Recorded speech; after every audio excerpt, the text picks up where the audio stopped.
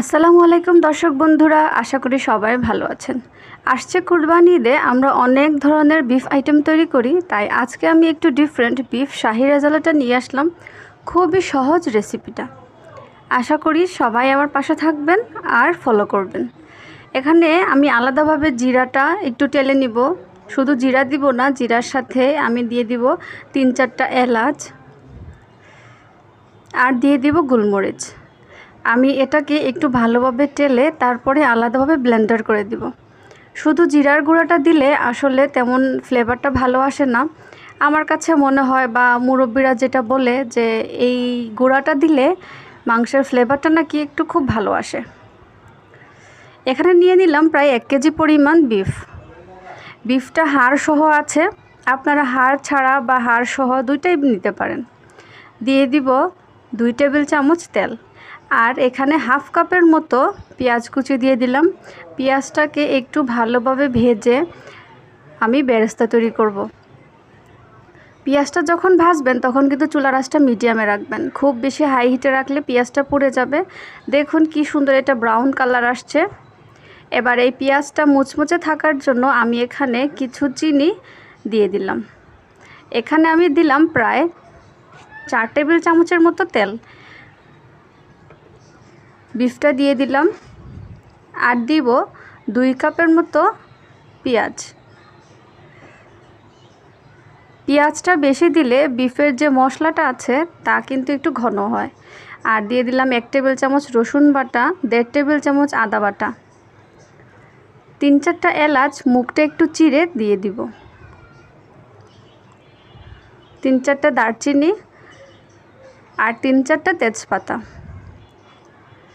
দিয়ে দিব। যেই মশলাটা আমি ব্লেন্ডার করে রেখেছি সেই মশলাটা 1 চা চামচের মতো, 1 টেবিল চামচ মরিচের গুঁড়া, 1 টেবিল চামচ হলুদের গুঁড়া আর পরিমাণ মতো লবণটা আপনারা অবশ্যই পরিমাণ মতোই দিবেন। যদি প্রয়োজনে বেশি লাগে তাহলে বেশি দিবেন। আসলে কেউ আছে আলাদাভাবে মশলাটা কষিয়ে তারপরে গোস্তটা বসায়, কিন্তু আমার কাছে মনে হয় যে কোনো গরুর গোস্তই বা খাসির গোস্ত হোক, সেটা যদি মশলাটাকে একসাথে মিক্স করে নিয়ে তাহলে বসাই, তাহলে কিন্তু গোস্তের মধ্যে মশলাটা খুব ভালোভাবে যাবে। দেখুন আমি কিন্তু কোনো পানি অ্যাড করিনি, চুলার মধ্যে দেওয়ার পরপরই পানিটা চলে আসছে। এভাবে আমি চুলার আঁচটা মিডিয়ামে রেখে নেড়ে চেড়ে খুব ভালোভাবে কষিয়ে নিব। কষাতে হবে একটু ভালোভাবে, যেন কষানোর মধ্যেই মাংস অর্ধেকটাই সেদ্ধ হয়ে আসে।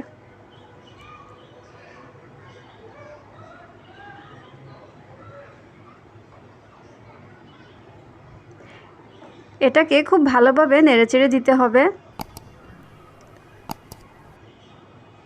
আর এখন পানির পরিমাণটা কম, যখন এটি ভালোভাবে কষানো হয়ে যাবে তখন কিন্তু পানির পরিমাণটা আরও বেড়ে যাবে। গরুর গোস্তটাকে কিন্তু আপনাদের একটু সময় নিয়ে আস্তে আস্তে সেদ্ধ করতে হবে। আর আলাদা একটি প্যানে আমি গরম পানি নিয়ে দিলাম। আমি কিন্তু যে কোনো তরকারিতে গরম পানি ইউজ করি। দিয়ে দিব 3-4টা কাঁচামরিচ আর হাফ কাপের পরিমাণ টক দই। আপনারা যদি শাহি রেজালা তৈরি করতে চান তাহলে কিন্তু টক দইটা অবশ্যই দিতে হবে। টক দই দিয়ে একটু ভালোভাবে কষিয়ে নিলাম আর দিয়ে দিব এখন 2 কাপের মতো পানি।